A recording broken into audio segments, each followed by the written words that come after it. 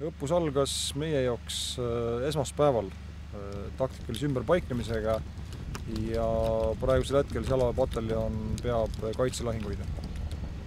Päevakava on see, et pataljoni allüksused täidavad pataljoni lahingukäsu järgseid ülesandeid, ehk siis jalaväekompanii on oma kaitsekeskuses ja nii nagu mainisin, hoiame siis meile ringkonna poolt määratud maastikujoont.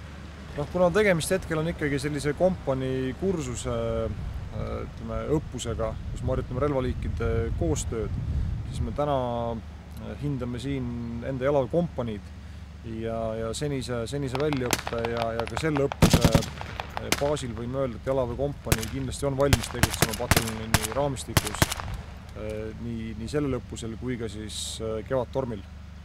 Kevadtormil eks kompanii peab täitma kõik temale määratud lahinguülesanded ja võimalikult heal kvalitatiivsel tasemel.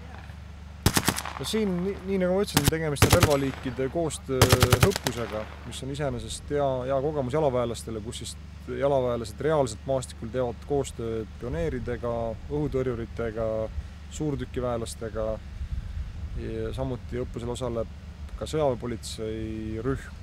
Siis erinevate relvaliikide koostöö on siin õppusel eesmärgiks seatud ja ma usun, et õppus täidab oma eesmärgi. Koostöö on sujunud siiamaani ka täiesti rahuldavalt.